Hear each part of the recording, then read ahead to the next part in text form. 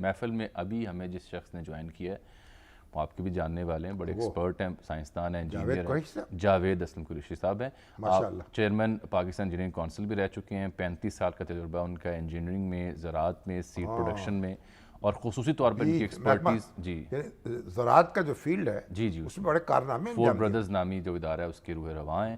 تو آج چونکہ سر اسلام آباد میں کنونشن سینٹر پہ یہ بڑا تاریخی ایک سیمینار ہوا جس میں میں نے عرض کیا تھا کہ عسکری قیادت بھی تھی، سیاسی قیادت بھی تھی، اور بالخصوص اس میں جو اکیڈمی ہیں، جو سائنٹسٹ ہیں، ایکسپرٹس ہیں زراعت کے شعبے کے، فارمرز ہیں، وہ موجود تھے۔ اور پہلی بار ہوا کہ اس قدر بڑے مجمع سے جو کہ غیر سیاسی تھا اس سے سپہ سالار مخاطب ہوئے اور بڑی جذباتی تقریر کی، اللہ اکبر کے نعرے بھی وہاں بلند ہوئے۔ تو ان جو ایکسپرٹس تھے ان میں سے ایک یہ جاوید قریشی صاحب تھے۔ السلام علیکم قریشی صاحب۔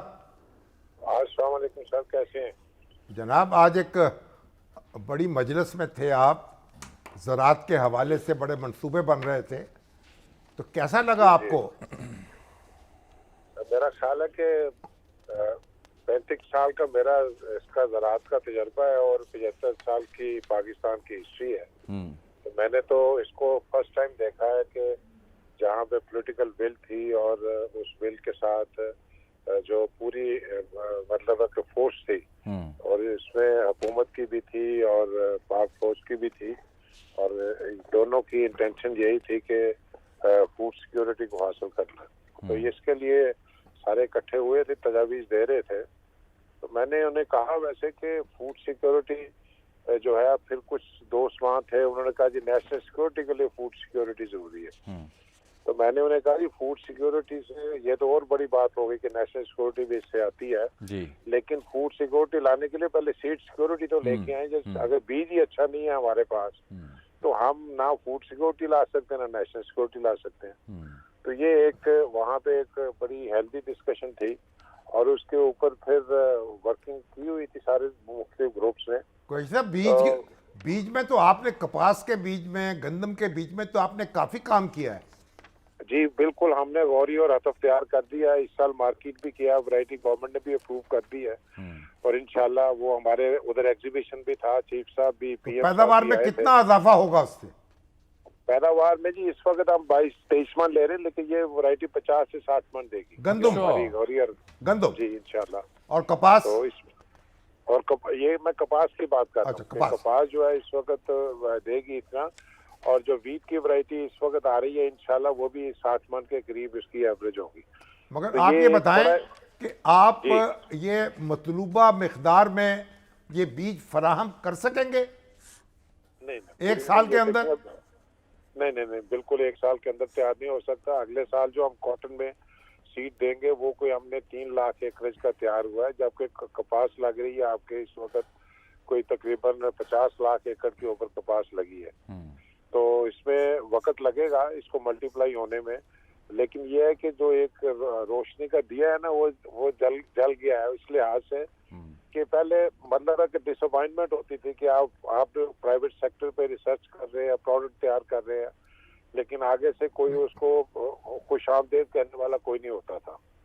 اور یہ تو پاکستان میں 2 سیٹ کے علاوہ ہم نے، آپ کو یاد ہوگا کہ ہم نے کینولا بھی دیا ہے، جو کینولا کے مقابلے میں ورلڈ ہائیسٹ ییلڈ دے رہا ہے اس وقت۔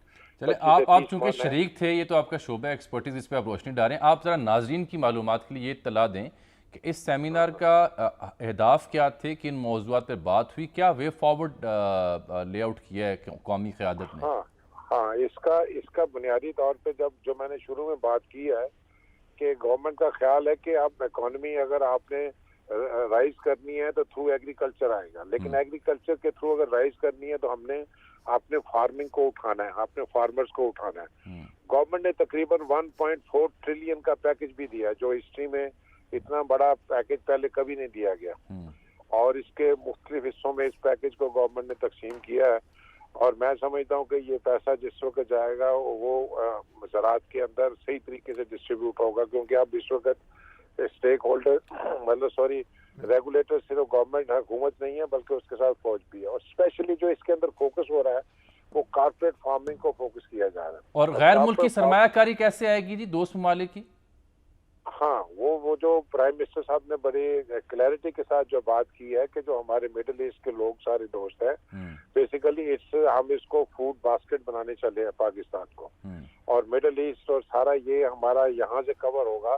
اور ہمارے اس وقت وہ ساری انہوں نے کافی بڑی رقم بتائی کہ پتہ نہیں $60 بلین کی ان کی امپورٹ ہو رہی ہے, اور اس میں صرف ہم تو لیس دین $1 بلین ان کو ایکسپورٹ کر رہے ہیں.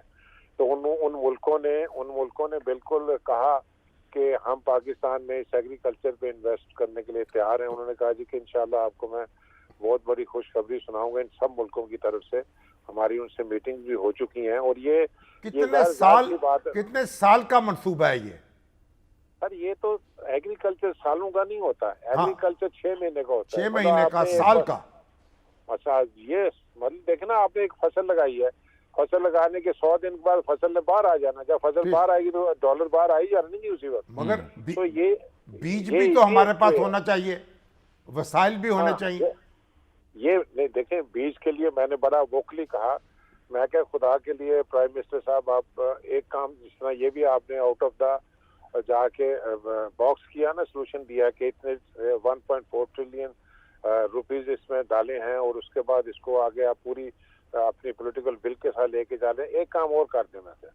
میں نے پھر وہ سلائیڈیں دکھائیں کہ مختلف ملکوں میں کون کون سا ملک ہے جو مختلف کوئی میز میں آ گیا ہے, کوئی گندم میں آ گیا ہے, کوئی کاٹن میں آ گیا ہے, کوئی سویا بین میں آ گیا ہے. تو میں نے کہا یہ ملک ہیں, کوئی ٹرکی ہمارا میز میں سب سے آ گیا ہے. تو میں نے کہا ہمیں ان ملکوں سے بیج لے آنا چاہیے. اس کے بعد میں کہ سارا ہال بیٹھا تھا. جاوید صاحب یہ آج وقت کی کمی اور پرائم منسٹر مخاطب ہیں, تو ہماری خواہش ہوگی اس موضوع پر تفصیلی ایک اور نشست آپ کے ساتھ رکھی جائے, ڈیٹیلز کے ساتھ, ڈیٹے کے ساتھ. یہ تو بنیادی آج گفتگو ہو گئی. تو آج کے لیے اتنا ہی جی. آپ کا بہت شکریہ, آپ نے ہمیں جوائن